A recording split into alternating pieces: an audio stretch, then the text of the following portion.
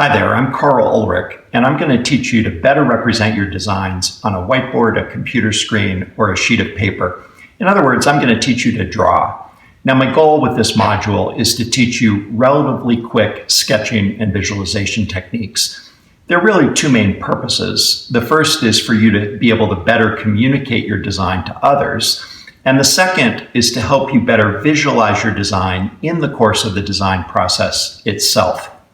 What I'm not going to be able to do is teach you photorealistic rendering techniques.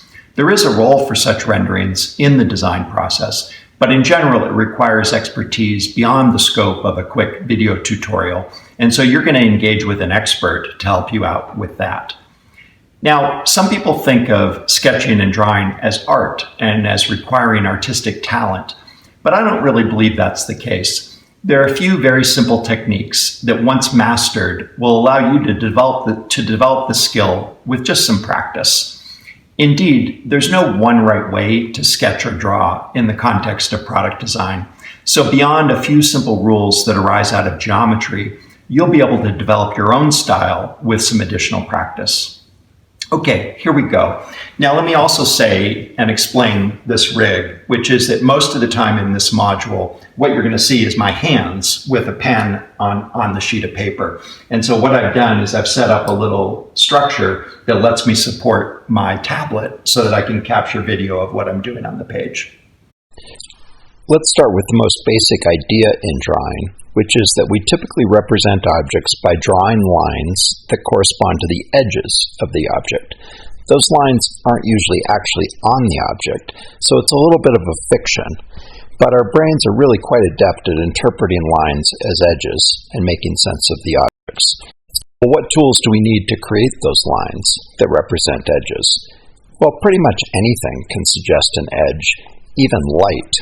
Many of you will remember that Pablo Picasso did a whole series of drawings using just light. But the best tools are the ones you have with you.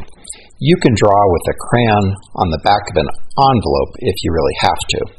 But we can usually do a bit better than that. Let's start with the paper. Any sort of copy paper, letter size copy paper, or printer paper will work just fine. And some of you might even want to use graph paper, which provides some guidance for lines that are orthogonal to each other. I print my own graph paper on scrap paper using a 5mm grid. But for the purposes of this module, I'm going to use some pretty nice drawing paper, like this paper here from Copic. And this paper is nice in that it doesn't, in that the markers don't bleed through, and it has quite a bit of strength. So I like this paper, but pretty much any paper will do. In terms of writing implements, you're going to need a few different things. Let's start with a mechanical pencil. Typically, you're going to want a 0.5mm mechanical pencil. That is a mechanical pencil with 0.5mm lead. Although a 0.7mm, some people like that. It creates a little fatter line. You're also going to need a fine pen, and I would look for one that gives you about the finest line that is possible. This one here is by the Japanese company Muji, and I like it quite a bit. You'll also need a thin marker, which is a felt tip marker, usually quite a bit wider than the fine pen. This is a very standard marker available in the US called a Sharpie, the fine tip Sharpie. And then you'll also need a thicker marker. This is also a Sharpie, very commonly available in the US, but pretty much any thin and thick marker that you can put your hands on will be just fine. Now, there are much nicer markers, fancy markers, that you don't really have to buy, but if you're into drawing, you might like these markers. This marker is from Copic, C-O-P-I-C, which is a nice brand, and it has the advantage that it comes in a set that allows you to get widths of the nib on the marker anywhere from, I think, 0.1 millimeters all the way up to over 1 millimeter in width. Another marker that you might find quite useful is a shading marker. And these markers come in different shades of gray, from very light to very dark. These happen to also be made by Copic. And the nice thing about standardizing on the Copic markers is that the shading markers don't bleed when the ink doesn't bleed when you shade over the Copic marker. And you can see over here that if I shade over the Sharpie ink, I get just a little bit of bleeding. It's not a huge problem. You can, of course, shade with a pencil as well, but these shading markers are really quite nice. You'll also want a ruler, and you might want a triangle, which just lets you make lines, just establish lines that are perpendicular to some other feature or line. And lastly, of course, you're going to want an eraser to clean up a drawing or to remove the reference lines that you might do in pencil. These are the traditional paper-based tools. There are now pretty good digital tablets available as well, including the iPad by Apple. And in terms of sketching technique, there really is no major difference between using a digital tablet and using paper and pencil. I don't really care which one you use. You can use either. I, in fact, use both. The only real difference for sketching is that with paper, you'll probably use pencil, then ink over it, and then erase the pencil. And with a tablet, you use layers. So you have a reference layer that establishes where you want your lines to be. You then put your lines in a second layer, and then you hide the reference layer in order to reveal just the information you want for your drawing. But fundamentally, whether you use a digital tablet or paper and pen doesn't really matter, and the techniques are going to be the same. Mostly in this set of videos, I'm going to use pencil and paper because I think it's more likely that that's what you're going to be using. I want to point out a dangerous tendency that many people have when they first learn to draw, and that is that they draw these sketchy little figures in the corner of the sheet. I call them chicken scratches.